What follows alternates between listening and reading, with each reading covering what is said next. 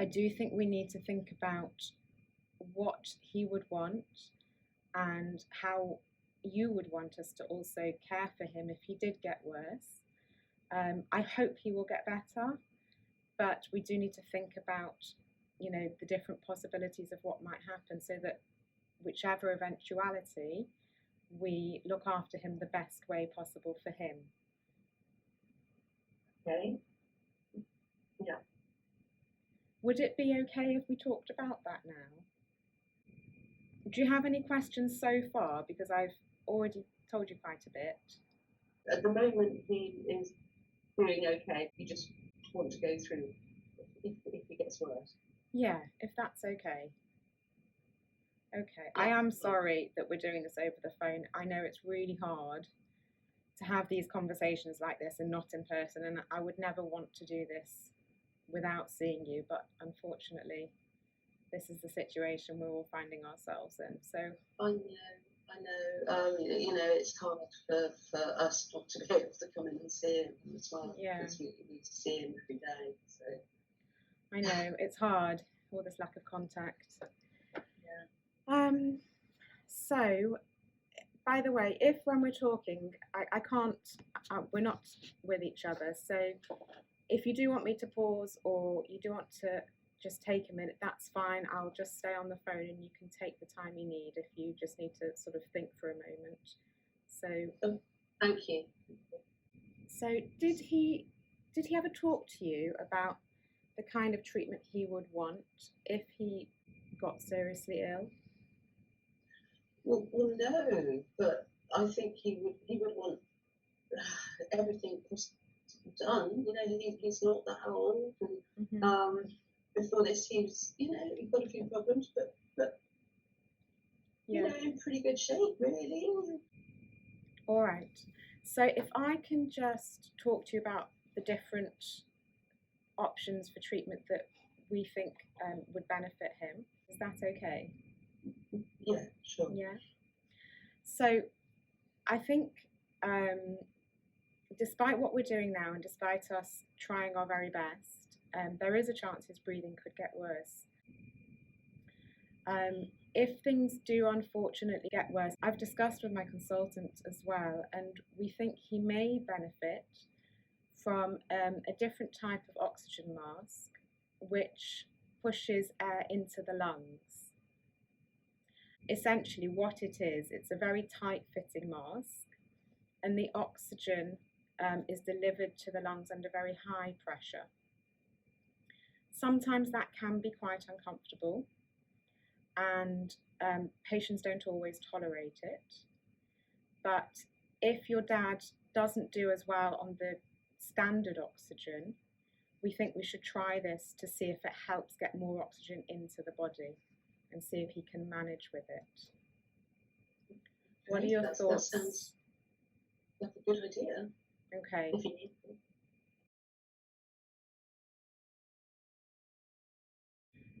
I think for your dad, we are going to try and do everything we can that we think is going to help to get him better.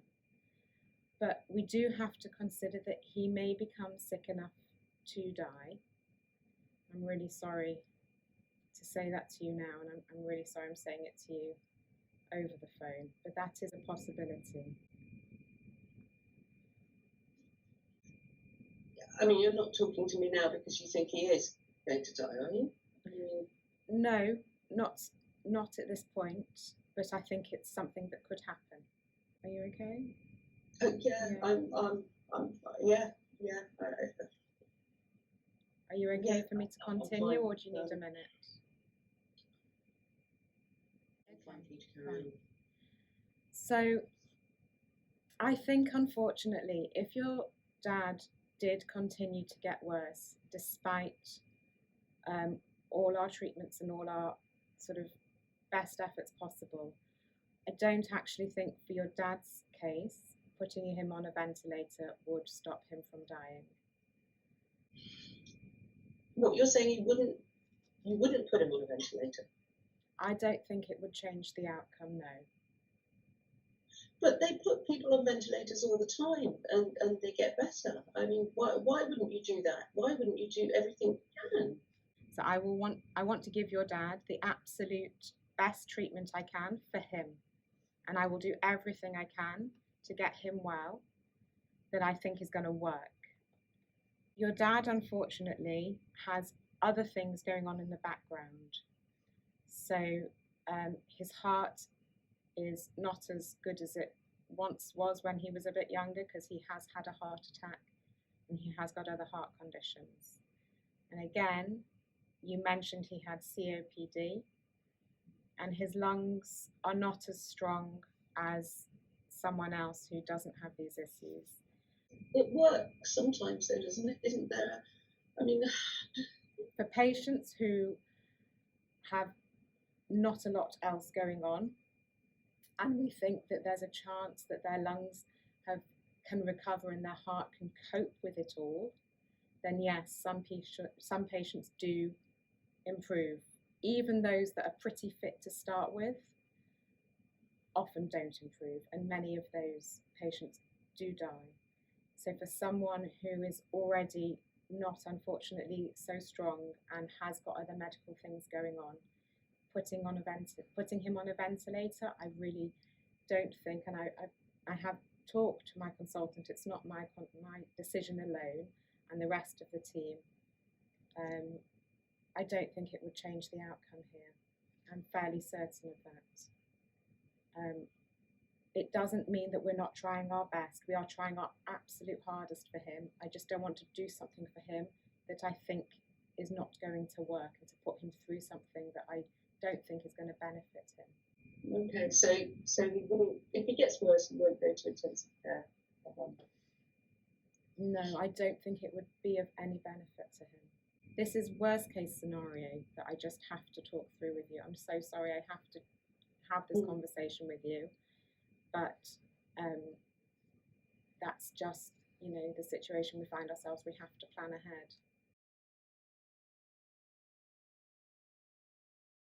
Jenny, there is one more thing I do want to talk to you about. In terms of resuscitation, for the same reasons that I've talked about with the ventilation, if unfortunately his heart does stop and he dies, trying to shock his heart back and trying to restart it is not going to change anything. It wouldn't work, I don't think. So I don't think we should be resuscitating him for the same reasons that I mentioned with the ventilation. I don't think it will change the outcome.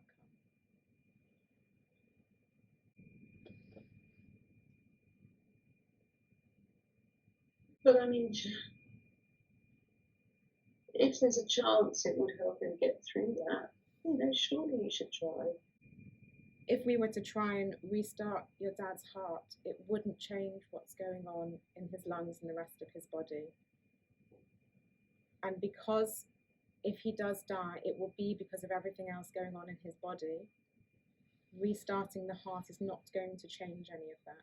So I don't want to put him through something that isn't going to change. He would still die. So I just don't want to put him through something that isn't going to help him. I'm so sorry.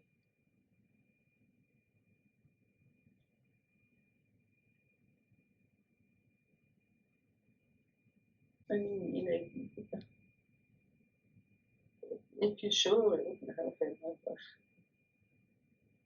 I'm so sorry. I am sure. I'm still hoping he will get better, and I'm still hoping that with all our efforts we can get him out of hospital. So I am going to try my absolute hardest to get him well, and I will do everything I can to help him that I think is going to work. Thank you. I'm sure this is an awful lot to hear. If you have questions and you want to talk to me again, just to tell you again, my name is Anna Steele. I'm one of the doctors on the ward, and I'm here each day this week. So you might put the phone down and find you have 10,000 questions. So please just call me back. I'm here and I can talk things through with you. Thank you. Thank you. I mean, you'll be seeing him today, yeah? Yeah. Please, could you just tell him that I really love him? Of course. Thank you.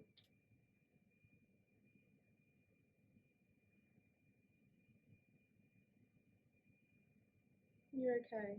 But no, I'm fine. Thank you very much. Thank you so much for talking to me, Jenny, and thank you for giving me your time. I know it was really not very easy, and it is worrying, but we are doing our absolute best for him. Thank you. Thank you.